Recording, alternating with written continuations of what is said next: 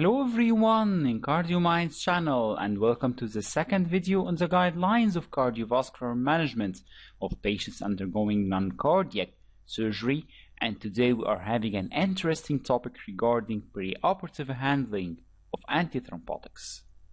In the last video we divided the surgeries and procedures according to the 30-day risk of cardiovascular death, MI and stroke into low, intermediate and high surgical risk.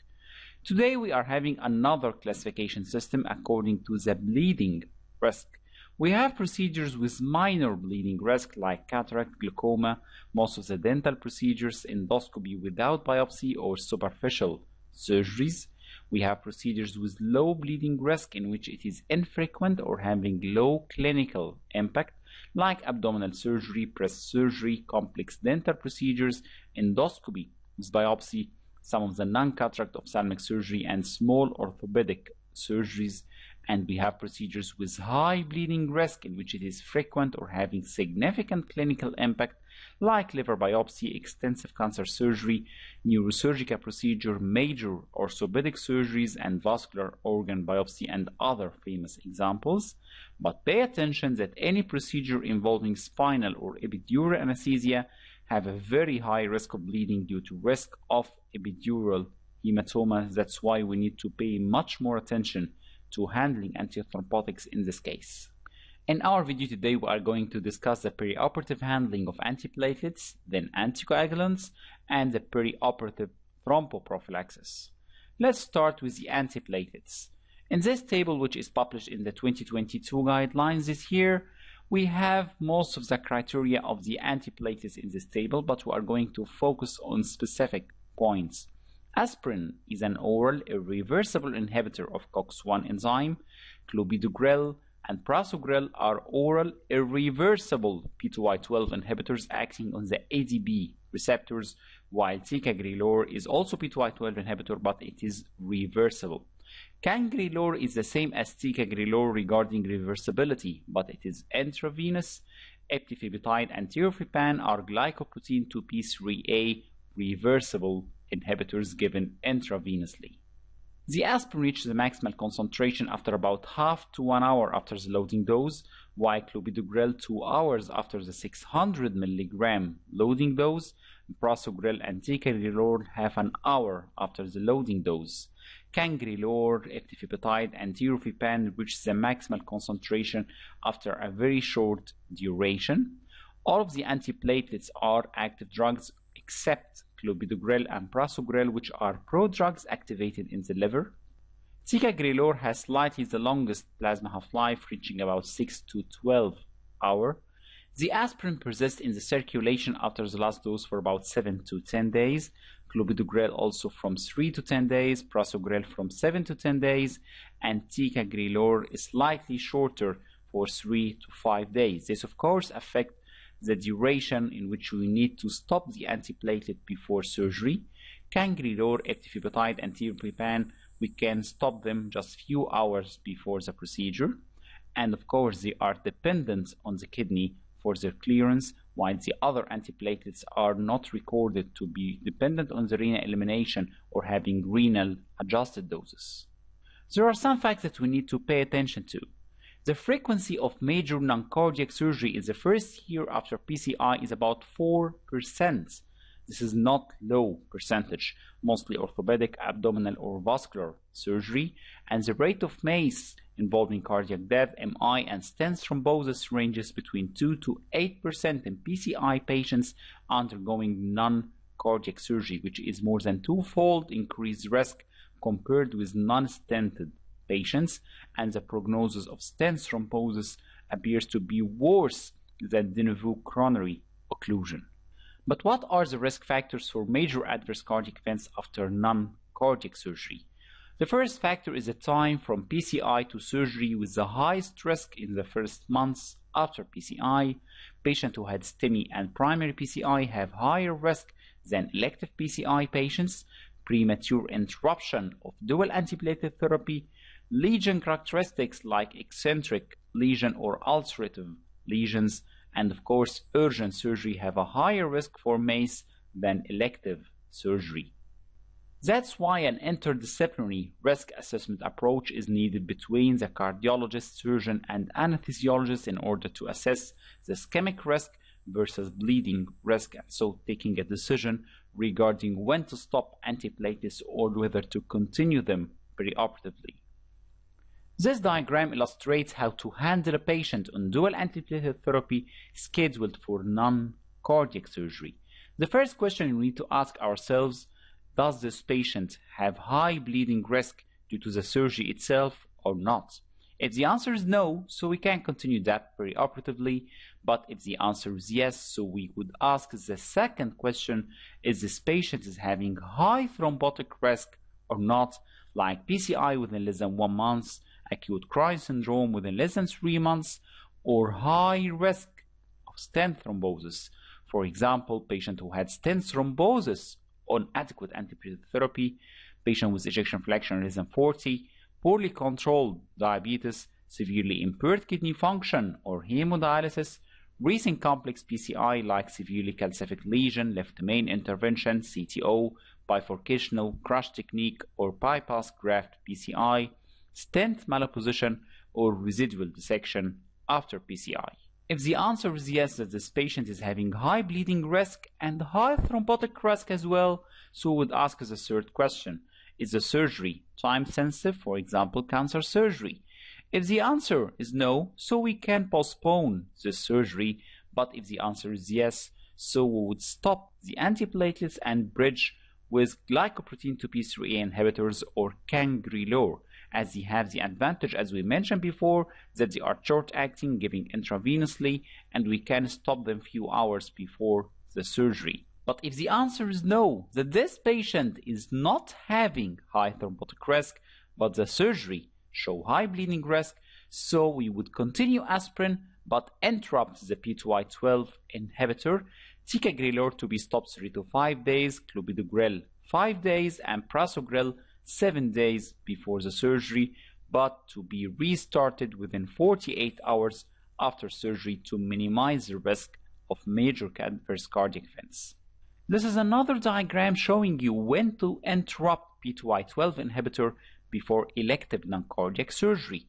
We would ask ourselves whether this patient had acute coronary syndrome at index PCI or other high ischemic risk features like we mentioned before. If the answer is no, so this patient had elective PCI, I should not interrupt P2Y12 inhibitor in the first months after PCI, so if the surgeon insists on stopping antiplatelet therapy in this case, we would suggest postponing surgery till 1 month after PCI. From 1 to 6 months is class 2A to interrupt P2Y12 inhibitor if the patient is having a high risk of bleeding. Surgery after 6 months is safe to stop P2Y12 inhibitor as we have reached at least 6 months on that, and we need to remind ourselves that there should be an available 24-hour cath lab service in case of major surgery within the first 6 months due to risk of stent thrombosis. But if the answer is yes, that this patient had acute coronary syndrome or high ischemic risk features, so we should not interrupt P2Y12 inhibitor in the first 3 months, and we would suggest postponing surgery after 3 months. Class 2B to stop them from 3 to 6 months, from 6 to 12, class 2A, so it is slightly safer in this period to perform your procedure, but the complete safety after 1 year from the PCI. And of course, if you are going to perform the surgery in the first 12 months, we should have an available cath lab service due to risk of stent thrombosis. What are you going to do if the patient is scheduled for urgent surgery that has high bleeding risk and cannot be postponed, and also the patient cannot interrupt dual antiplatelet therapy, like in case of very high risk of stent thrombosis, history of recurrent MI, or recent PCI like the first months after elective PCI or first 3 months after acute coronary syndrome. In this case, we would continue the aspirin perioperatively as it doesn't significantly affect the bleeding risk. If the patient is taking prasugrel to be stopped 7 days before surgery, but if the patient is taking clopidogrel or ticagrelor just 5 days are enough, then we are going to start glycoprotein 2p3A or cangrelor as a bridging intravenous antiplatelet therapy after stopping the oral P2Y12 inhibitor in order to have significant antiplatelet effect and then to be stopped few hours before surgery. And then after the surgery, we are going to restart clopidogrel at a loading dose of 300 mg followed by 75 mg once per day. Or if there is a concern regarding the bleeding risk, we are going to restart the intravenous one and postpone clopidogrel or the other oral P2Y12 inhibitor. So the recommendations regarding antiplatelet is to delay elective surgery till 6 months after elective PCI and 12 months after acute coronary syndrome. And in case of patient with recent PCI scheduled for non-cardiac surgery, it is recommended to have an interdisciplinary management between the surgeon, anesthesiologist, and cardiologist. If a patient is scheduled for time-sensitive non-cardiac surgery and he had elective PCI, we should delay the surgery till a minimum of 1 month of DAPT before stopping them. But if a patient is a high risk with a recent PCI, we should consider at least 3 months of DAPT before stopping them. Regarding aspirin, as we mentioned, the patients with previous PCI, it is recommended to continue aspirin perioperatively if the bleeding risk allows, as the ischemic benefit here outweighs the bleeding risk, and the Boys 2 trial shows the same result. And so, in the absence of very high bleeding risk due to surgery, continues the low dose aspirin during the perioperative phase in patients with previous PCI. I'm not speaking about patients taking aspirin just for primary prevention or just as conservative treatments. Some patients are just taking P2Y12 monotherapy, like for recent stroke, peripheral arterial disease, or aspirin intolerance. In this case, the interdisciplinary evaluation of perioperative bleeding risk versus ischemic risk should be done in order to take a decision whether to perform the surgery under P2Y12, switching to aspirin, switching to clopidogrel in patients taking ticagrelor, for example, shorter interruption time, or bridging in the perioperative phase as we mentioned before. The time interval for drug interruption, as we mentioned, 3 to 5 days for ticagrelor, 5 days for clopidogrel, and 7 days for prasugrel. And for patients undergoing high bleeding risk surgery like intracranial, spinal neurosurgery, or vitreoretinal eye surgery, it is recommended to interrupt aspirin in this case for at least 7 days preoperatively, as here there is a high bleeding risk that justifies stopping aspirin. And in patients without a history of PCI, consider stopping aspirin at least 3 days before surgery if the bleeding risk outweighs the ischemic risk, because this patient is not taking aspirin because he had a stent, just taking it as part of conservative treatment approach.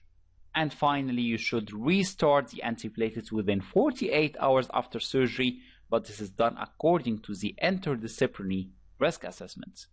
Then let's move to the anticoagulants. This table was issued in the guidelines this year explaining anticoagulants, and we are going to focus on specific points. Warfarin and fimbrocomone are oral inhibitors of vitamin K epoxide reductase complex, while the bigatran is oral direct. Factor II inhibitors, apixaban, edoxapan, and rivaroxaban are oral direct inhibitors of factor X. That's why we are going to call the last 4 types as non-vitamin K oral anticoagulants or NOACs, because we are acting on a separate mechanism from vitamin K inhibition. The only prodrug in this family is the bigatran. The vitamin K antagonists have a longer duration of action after last dose for about 5 to 7 days, while it is just 24 hours for NOACs. Vitamin K antagonists are not dependent on renal elimination, and that's why they can be given in creatinine clearance less than 30 or end-stage renal disease. The highest NOAC to be dependent on renal clearance is the bigatran, while the other types are less, and the least dependent type is apixaban. The vitamin K antagonist dose is adjusted according to INR, as we all know, while the other NOACs have a fixed dose with once per day for edoxapan and rivaroxaban and twice per day for apixaban and the bigatran.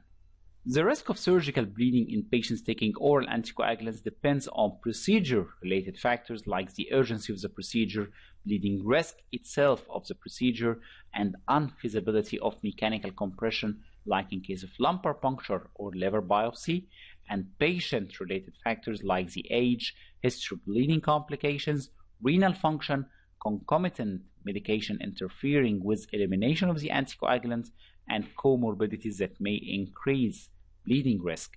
That's why an interdisciplinary risk assessment is also needed here between the cardiologist, surgeon, and anesthesiologist to assess the bleeding risk versus not the ischemic risk here, the thromboembolic risk in a patient taking oral anticoagulants. We would follow the same pathway that we have followed in patients on DAPT, but here the patient is taking oral anticoagulant and scheduled for non-cardiac surgery. The first question is surgery high bleeding risk or not? If the answer is no, continue vitamin K antagonists with INR in the lower level or with shorter interruption time, and bridging is not recommended. But if the patient is taking NOAC, we can have a short interruption time, and also bridging is not recommended. But if the patient is scheduled for a high bleeding risk surgery, so I would ask the second question, is he having a high thrombotic risk or not? If the answer is no, so I would interrupt the oral anticoagulant, and also bridging is not recommended. But if the patient is having high thrombotic risk, in case of mechanical heart valve, we consider the patient to have high thrombotic risk if he is having mechanical aortic valve replacement with one of the thromboembolic risk factors like AF, previous thromboembolism, severe LV systolic dysfunction or hypercoagulability, all generation prosthetic aortic valves, and all the types of prosthetic mitral and tricuspid valves. And in this case, I would stop the vitamin K antagonist and start bridging. There are some selected patients who is indicated for oral anticoagulant and considered to be at very high thromboembolic risk, like recent stroke within less than 3 months, high risk of venous thromboembolism recurrence like all of the types of thrombophilia, LV apical thrombus, and AF with a very high stroke risk. In this case, if it is possible to postpone the surgery for more than 3 months after the stroke or venous thromboembolism, but if it is not possible, so in this case I may consider bridging after stopping the oral antiplatelets. So we can pay attention here that bridging in general is not recommended in most of the case. We mean by bridging to stop the oral anticoagulant and start parenteral one like unfractionated heparin or low molecular weight heparin, but it may be indicated in patients at high thrombotic risk. Regarding the bridging therapy, the Perioperative trial compared bridging therapy versus placebo in patients with either mechanical heart valve, AF or flutter who required interrupting the oral anticoagulant for surgery, and the result that there was no significant benefit for post-operative dalteparin bridging to prevent major thromboembolism, and with consistent results also for AF and prosthetic heart valves. And so the patient with mechanical heart valve with a low risk of thromboembolism, in this case the bridging may not be needed, like for example mechanical bileaflet aortic valve in sinus rhythm and with no other thromboembolic risk factors. But patients at high risk of thromboembolism, as we mentioned before, we should bridge with heparin, considering during the perioperative time interval when the INR is subtherapeutic. And in the bridge trial, they suggested that bridging to be considered in AF patients with chest VASC score more than 6, recent cardioembolic stroke within less than 3 months, or high risk of venous thromboembolism recurrence as in case of genetic thrombophilias. The most two famous examples of parenteral anticoagulant are the unfractionated heparin and low molecular weight heparin. Unfractionated is the only treatment so far approved for bridging in patients with mechanical heart valves, while low molecular weight heparins are off-label, but sometimes they are used as a substitute for the unfractionated heparin due to lower incidence of thrombocytopenia, greater convenience as it is taken just twice per day, more predictable effect, cost saving resulting from OB administration. The patient does not need to be admitted in the hospital, and the anti-factor 10 activity monitoring here is essential with target level between 0.5 to 1 unit per milliliter in order to make sure that the dose is sufficient, especially if it is difficult to be determined like in renal dysfunction or obesity.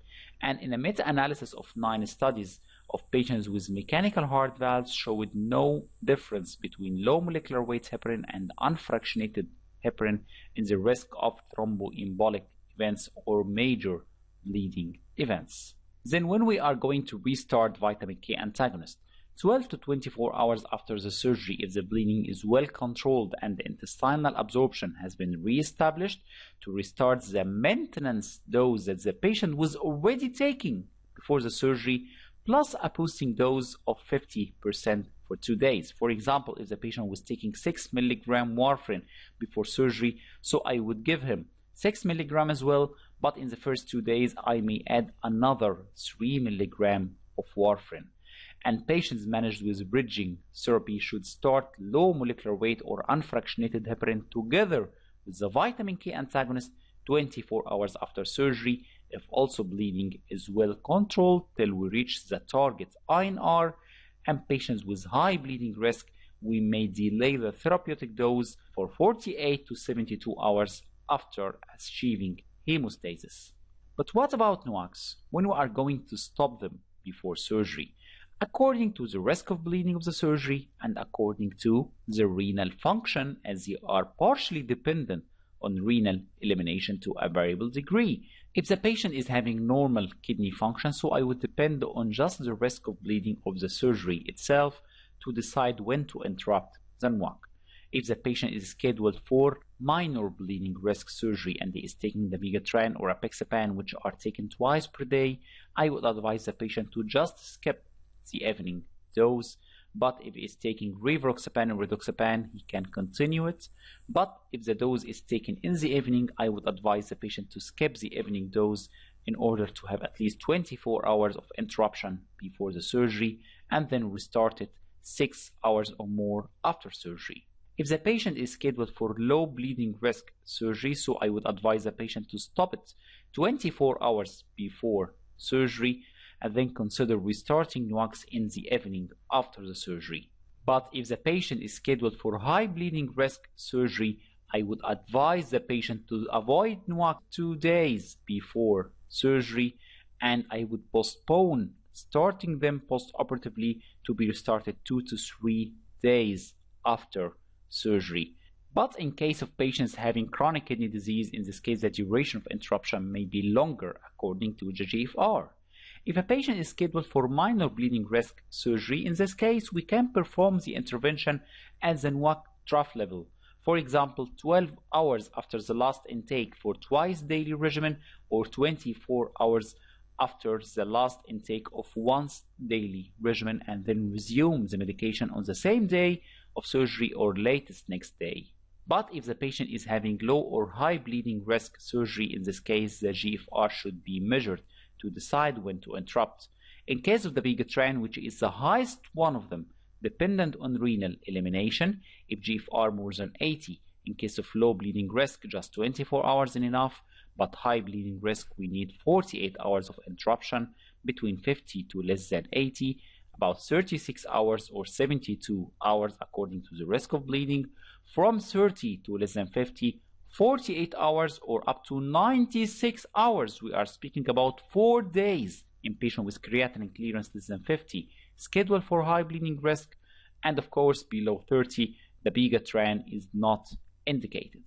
Regarding apixaban, rivaroxaban, and edoxaban, which are less dependent on renal elimination, if the patient is scheduled for low bleeding risk surgery and he is having creatinine clearance down to 30, we can stop them just 24 hours before surgery, but between 15 to less than 30, I would interrupt them 1.5 days before surgery, and in case of high bleeding risk surgery, 2 days of interruption are enough, and below 15, there is no formal indication to use these NOACs.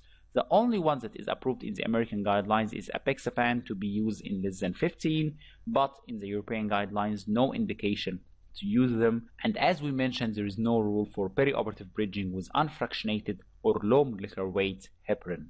But are there some exceptions to consider bridging with NOACs? In case of patients with recent thromboembolic event within less than 3 months, like stroke, systemic embolism, or venous thromboembolism, and patients who experience a thromboembolic event during previous interruption of NOAC therapy. In this case, I can consider bridging. Sometimes we may need to have a strategy to reverse the effect of NOAC in case of patients scheduled for urgent surgery. But according to the degree of urgency, we decide the strategy.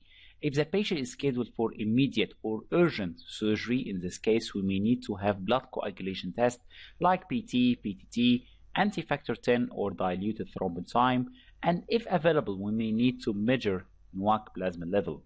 But it is not needed for time-sensitive surgery, which is performed within days. Then I would ask the patient about the last intake of the NOAC dose, whether it is taken more than 12 hours or more than 24 hours in case of estimated GFR less than 50. If the answer is yes, that the patient has taken it more than 12 hours from now, so in this case we can perform the surgery whether it is immediate or urgent, but in this case under general anesthesia rather than spinal to reduce the risk of epidural hematoma.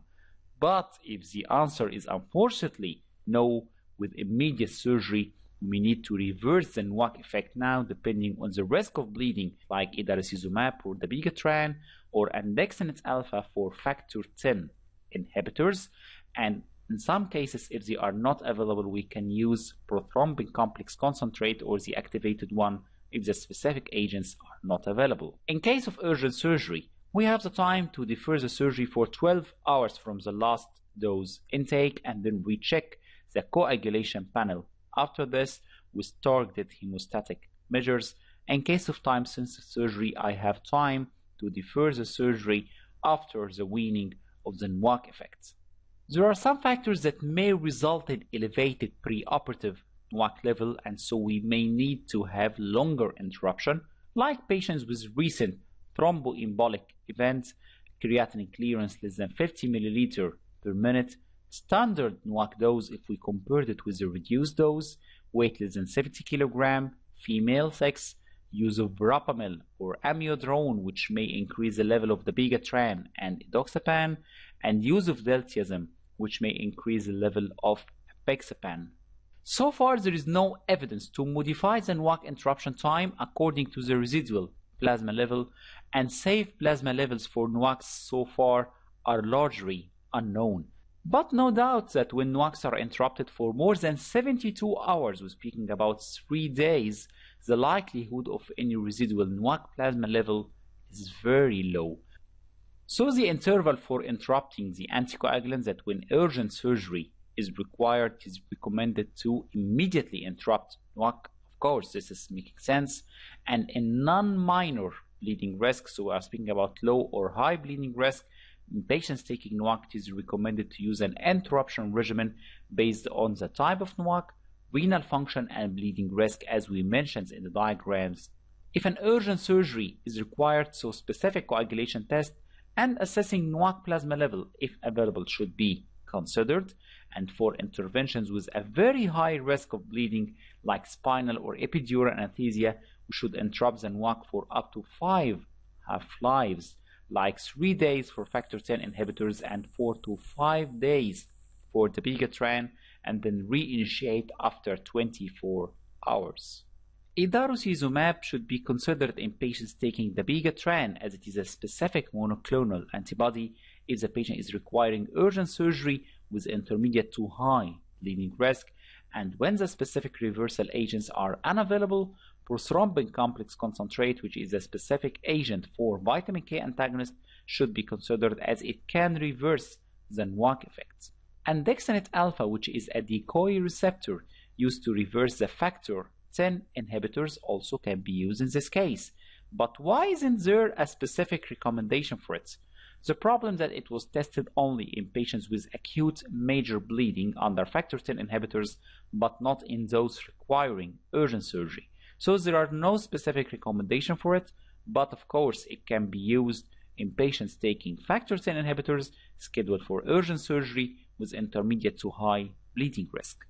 In case of minor bleeding risk surgery, oral anticoagulants can be continued without interruption, and in patients taking NOAC, it is recommended to perform the surgery at the trough level, like 12 or 24 hours after the last intake, according to whether it is once or twice daily regimen.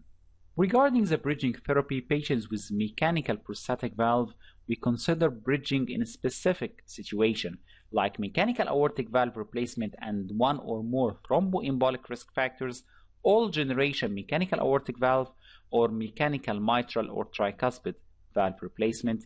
And as we mentioned, low molecular weight heparin can be recommended as an alternative for bridging in patients with mechanical heart valve and high surgical risk.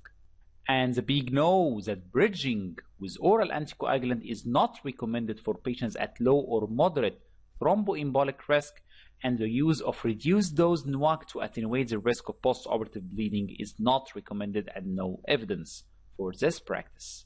And regarding when to restart, if the bleeding risk with resumption of the full dose anticoagulant outweighs the risk of thromboembolic events, in this case, postpone the therapeutic anticoagulation for 48 to 72 hours after the procedure, and we may consider using postoperative thromboprophylaxis till resumption of the full oral anticoagulant dose.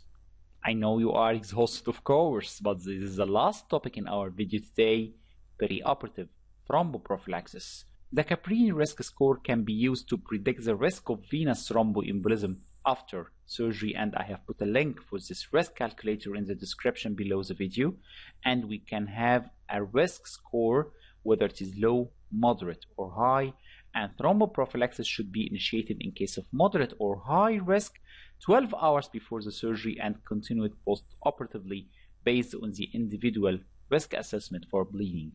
So the decision to start perioperative thromboprophylaxis should be based on individual and procedure-specific risk factors, and if it is necessary, it is recommended to choose the type and duration of thromboprophylaxis, whether low molecular weight heparin, NWAC, or fondaparinux, according to the type of surgery, duration of immobilization. In patients with low bleeding risk, perioperative thromboprophylaxis should be considered for 14 days for total knee replacement or 35 days for hip arthroplasty, because these are famous examples for surgeries with high risk of venous thromboembolism. NWACs can be considered as alternative to low molecular weight heparin after total knee or hip arthroplasty in the thromboprophylaxis dose, but no strong evidence so far for them. That's why in most of the cases the surgeons decide to use low molecular weight heparin or fondaparinux in some cases.